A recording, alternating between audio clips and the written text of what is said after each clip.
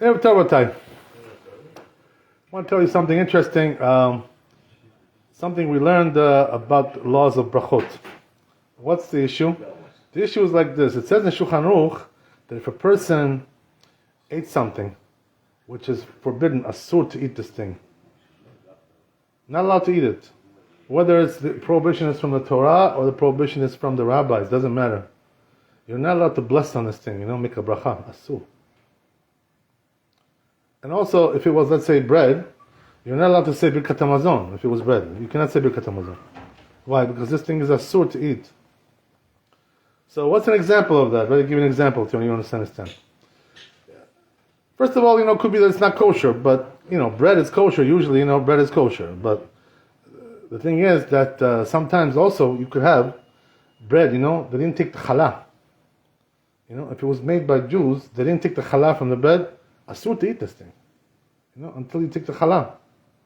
So it's not allowed to eat it like that. In Eretz Israel, you have other things, you have also maaser, the tumah, all these things, right? That you have to take from the grains, from the vegetables, also from the fruits.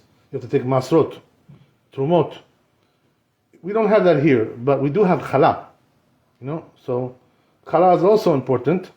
So it says in Shulchan Aruch that if a person ate something like this, that it's not yet, the maaser was not taken, the challah was not taken, the tumah was not taken, you're not allowed to say on this hamotzi. Asur. Why? Because it's asur to eat it. They say, like this, the Chazal, when you make a bracha on something, which is forbidden, you're not blessing Hashem, you're blaspheming Hashem, you're saying blasphemy. You know what that means, blasphemy? You're like insulting Him. That's not proper to do that. So you're not allowed to make a bracha on something like this. That's what it says in Shulchan Aruch. Very interesting thing, A lot of people don't know this. It's not very well known. And even if the prohibition is only from the rabbis, the truth is, today, all these things are from the rabbis. Whether it's challah, whether it's tumah or masrot, it's all rabbinical today. Why is it? What's the reason for this? Because we don't have the Beit HaMikdash, we don't have the most of the Jews living in Eretz Israel, all these kinds of things, So it's only like that when everybody's living in the right place, the Shvatim, then it becomes the oraita from the Torah, these mitzvot. But since we don't have this today, so it's all derabanan, everything's from the rabbis. But still, the rabbis, it's also important. You have to keep that. So therefore, if a person eats something like that, not allowed to. But anyway, how do you solve the problem? Somebody just yesterday, right, he asked me a question like this, a friend of mine. He says, what happens if they made the bread, right? And they didn't take challah. So now it's already baked, ready to eat. What do you do now? This is the question, So the answer is very simple. You can take the challah also after you bake it. But diavad, you can take it still.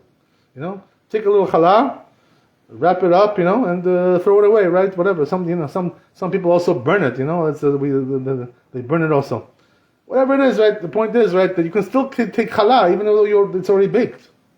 Lechatchila, you should take the challah before you bake it. But once you make the dough, the isa, you have to take the challah at that time. But if you didn't, you forgot, you can still do it after as well. Same thing, right? So you can still do it. Okay, good. So now we understand, right? But here's another thing now. Let's talk now about something which is similar to that, not exactly the same thing. What about if a person is lo alenu, he's sick, and he has to eat on Yom Kippur? The doctor told him, you cannot do ta'anit, you cannot fast. So he has to eat on Yom Kippur, So the question is, when you eat on Yom Kippur, are you supposed to make a bracha on this bread? Or not? That's the question. And what about birkat hamazon? You say birkat hamazon Yom Kippur? Good question, right? There are people who have to eat. They have no choice. So what's the rule? Says Shulchan Aruch in the laws of Yom Kippur. It says over there that if a person is eating on Yom Kippur because of he's sick, he has to eat. He has to make the bracha also. He has to. But we just said if it's not allowed to eat, then you don't make a bracha, right? But here it's different. Why? Because the food here is allowed. The problem is it's Yom Kippur. The time is the problem, the time. But the food itself is kosher, everything is good. So therefore, in a case like that, you do make a bracha, and you also have to say birkat hamazon. If you eat on Yom Kippur. You had the seudah, with lechem. Not only this, it says in Shulchan Aruch, you also have to do Yaleh Ve'avo. Because it's a holiday. Yom Kippur is Chag. You know? So what do you say? Right? Bayom Yom HaKippurim Hazeh. Like this, right? That's what you say. You have to make also Yaleh Ve'avo. It's a holiday, it's a Chag. This is the rule. Another question, right, which is also similar to this, but a little bit different. What about if a person, there's sakana, there's danger, you know? He needs to eat something. If he doesn't eat, he's going to die. You know, like what happened over there with these hostages, lo aleinu, you know, a lot of them, they were feeding them things which are not kosher. You know, so I heard, you know, there was one girl over there, they say, you know, that she didn't eat nothing, not kosher over there. She was makpid. She was, you know, eating only kosher. So she told them, I cannot eat your meat, your basar. Right? She ate bread, you know, she lived on bread. You can live on bread. You're not going to die. You know, it's okay, you know. And also they were asking her, listen to this, they were asking her to cook on Shabbat also, you know, this lady, you know. And she told them, no, I'm sorry, I can't cook on Shabbat, I'm Jewish. You know, that's what she told them. And, you know, they didn't kill her, you know, she stayed alive, you know, still, you know, she came out. So she's out already. Can you imagine something like this, right? So she, you know, there are some women who are strong, you know, Baruch Hashem, these Jewish girls, you know, Israeli girls, they're very strong women, you know, they you can't break them. they're incredible, you know? So, a situation like this, but sometimes, you know, the truth is, if you don't eat, you know, sometimes a person can die from hunger. You know, there are cases like this, where a person had to go somewhere, you know, he had to go, and over there, you know, there was no food, you know, so he had to eat chazir, you know, lo aleinu, Shem Yirachem, you know, can you imagine? If he doesn't eat chazir, or something like this, tarefa, he's gonna die. So what do you do in a case like that? So the answer is, you know, you're supposed to eat it because, you know, pikuach nefesh, right? The first, your life comes first. You know what I mean? What are you supposed to do? Kill yourself and then not eat chazir? No, that's not halacha. Halacha is you're supposed to eat it. You know, that's the halacha. What? Pikuach nefesh, your life comes first before everything else, before kashrut, right? So the question is now, if you eat something not kosher because your life is in danger, right, do you have to eat that? Do you have to make a bracha or not? Can you imagine you make a bracha she'akol on the chazir? What about that? Good question, huh? So, what's the answer? It says in Shulchan Aruch that if you're eating because of this reason, because it's sakana, you're in danger, if you don't eat, you know, so you have to make a bracha. Yes, you do. What's the reason why? Because it's allowed to eat now. You're allowed to. This is mutar for you. For you, it's mutar. Because you're in danger. This is the halakha, you know? So, okay, that's good. I want to tell you something, also another interesting thing, which I was asked. There's always, you know, people talking about this, you know, what about Havdala? You know, like they say that, can women make Havdala for themselves? Let's say the husband is not home, you know? Or let's say she lives by herself. She doesn't have a husband. She's not married, you know, she's single. You know, whatever. So is a woman allowed to make Havdala?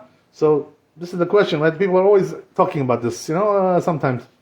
So the answer is like this, you know, that it says in Shulchan Aruch, laws of Havdalah, if you look over there, he says there that your women are obligated to do Havdalah. They are, according to Halakha. So therefore they can make Havdalah themselves also. They can. But comes the Ramah, says over there, the Ramah, that he says, you know what, since there's also another opinion, you know, that says that they're not obligated to do Havdalah, so he says, therefore, the proper thing to do is that she should hear the Havdalah from her husband, you know, and be said this way, from her husband, not make it herself. This is what it says. So, now, what does this mean for us, you know? We go like the Shulchan Aruch, we go like the Sfaradim. So because of that, for us, a woman is obligated in Havdalah. So therefore, if she has to make Havdalah herself, there's no problem for Sfaradim. Only Ashkenazim have this, you know, minhag, that the woman doesn't make Havdalah. This is their custom. It's not our custom. You know, so don't get mixed up, you know what I mean? Don't, you know. We have our custom, they have their custom, right? That's fine, that's great. But the thing is, you know, what about the Ashkenazi? The Ashkenazi woman, the Ramah says, according to their custom, they don't make Havdalah. That what they do is they wait for their husband to come home, you know, and he makes the Havdalah for her. This is the way it's done, you know. But the truth is, if you think about it for a second, if this husband, you know, if her husband already heard Havdalah in the shul, he was already Yotzei Dechovah, he already fulfilled the obligation. So what he should do is not listen to Havdala in the shul, not be upset. Because if he does, if he goes home, he's making it for his wife, so it's the same thing. It doesn't make any difference, it's all the same. So therefore what he should do is, a Ashkenazi guy like this, what he should do is not be Yotzei Dechovah in the shul, and go home and make it for his wife and also for himself. This way, he's covering everything. But for us, this is not our minhag, so we don't have to worry about this. Also, another thing, what's interesting is that the Shla, right, one of the Achronim, he brings down also, the minhag was that the women don't drink from the Havdala. Did you ever hear about this before? They don't drink from the Havdala. This is what he says. So there is a book called Me'orei Or. So he writes over there something interesting. He says, I don't understand where he got this from. They don't drink from the Havdalah.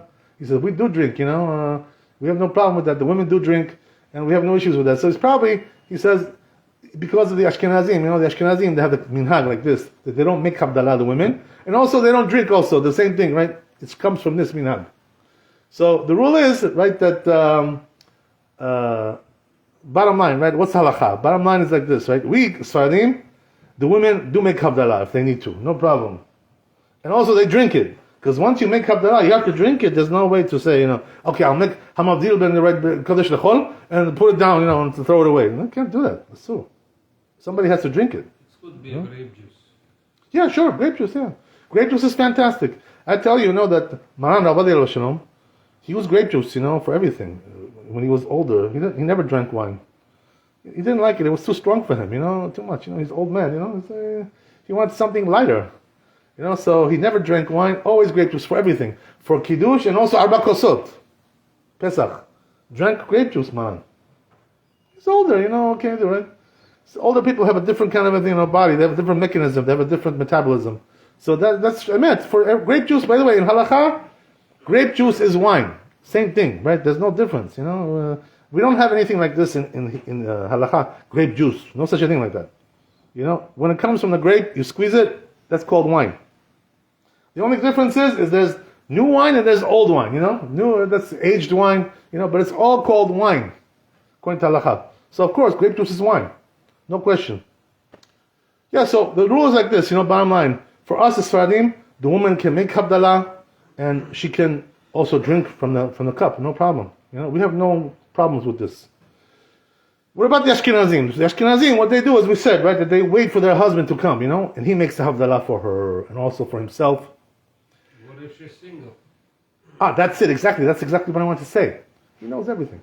I wanted to say like this, right, that if she's single, she's living by herself, so obviously, then she has to rely on the Shulchan Aruch, do like the Shulchan Aruch, like the Sfaradim, She doesn't have to be so crazy, about this. Why? Because it's only minhag.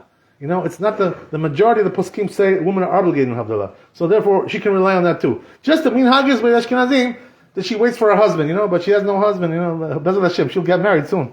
Right? Sooner or later, she'll find a shidduch. But meanwhile, she should make Havdalah. What is she going to do? Not make Havdalah? If you don't make Havdalah, you're not leaving out to eat. So what is she going to do? What? Starve? This is crazy. So for sure, right? Ashkenazi lady who lives alone, she makes Havdalah by herself, and she drinks also from it. Same thing. Yeah. Two questions. Yeah. You said in the beginning that in Israel they collect the Maaser in Truma. Sure. We don't have Bet HaMikdash. Bet HaMikdash. Sure. Who they collect in Truma for? That's a good question. Good question. You know what they do? They throw it away. Goes, yeah, but it's not a waste. You know why? Because the rabbis decreed. They will go there. Tell you something interesting, by the way, about this. What you're saying. The rabbis, according to a simple understanding, the rabbis, why they made it zera to take Trumot and Masrot, and also Chala, because the mitzvah should not be forgotten. From Am Yisrael. Because if they would stop doing it, the mitzvah will be forgotten. So that's why they made this, according to a simple understanding. That's why they made this takana. But here's the thing. By the way, I have to tell you one funny thing, which is that some of that Trumot and Masot, what they do with that produce? They take it to the zoo. They give it to the animals to eat. So it doesn't go to waste. You understand? They give it to the animals. So I'm going to tell you, before you ask another question, very interesting answer, right, what you're saying. that when you don't take Tumot and Masot, you know what happens? The rabbis understood this. It causes lo aleinu, oni, poverty. Because Hashem, it's like Ain Hara, on the food. That, you don't take Tumah and Masot. So that's why, it's one of the reasons why the rabbis were makpid, to always to do this, to do these things. Even though the Torah doesn't require us to do it, but there's it's Ain Hara. There's no bracha, when you don't take Tumot and Masot. And same thing with challah, when they don't take challah from the bread, there's no bracha there. It's not good, Yeah, I'm sorry, go ahead, what do you want to say? Well, regarding halal. Yeah. If I go somewhere outside New York, there is no kashrut. What should I do? About bread. About food. Okay. That's, by the way, I'm going to give you maybe a class on that, next time, Bezat Hashem. But very simply, right, the answer to your question is, simple foods don't need hechsher, simple things, like bread, in America does not eat hechsher. You look on the ingredients. Is it vegetable shortening or is it lard, right? Vegetable shortening, kosher. Lard, animal. What's lard? Animal fat. So, asur, right? You can just look on the ingredients, And it's made by a goy, so you don't need challah. Do I say bracha on it? Of course. When there's no Jewish bread, you're allowed to have goyish bread. That's the rule, If you have a Jewish bakery, go to the Jewish bakery. If you don't have, buy from the goy. Right? What are you going to do? Starve? Are you going to kill yourself? It's not like that, right? In Eretz Israel, he knows, right? He lives over there. In Eretz Israel, they buy bread from the Aravim even. They go over there. Their bread is kosher. What are they going to put lard in there? They don't eat lard, Aravim. They're halal, right? Halal. Yimach Shemam. They don't eat lard. They don't eat any animal fat. So it's kosher, whatever. So it's good, so you can eat it. Just check the ingredients, But the truth is, even if you can't check the ingredients, let's say, they made it like fresh, There's no package. You can't see the ingredients. So you know what it is? You have to check if the derech in that place is to put animal stuff in there, lard, If it's not the derech, you can rely on that also. They don't do it in that place, There are certain places, like in South America, where they put lard in the bread, They like the taste of it. It gives it a different taste, But in America, almost nobody does this. So therefore, the bread in America is kosher. ברוך ה' לעולם, אמן אמן. רבי חנין כשומע, אז הקדוש ברוך הוא לזכות ישראל, לפיכך חיבר להם תורה ומצוות שנאמר מרחב, ואצלם העם צדקו יגדיל תורה ויאדיר.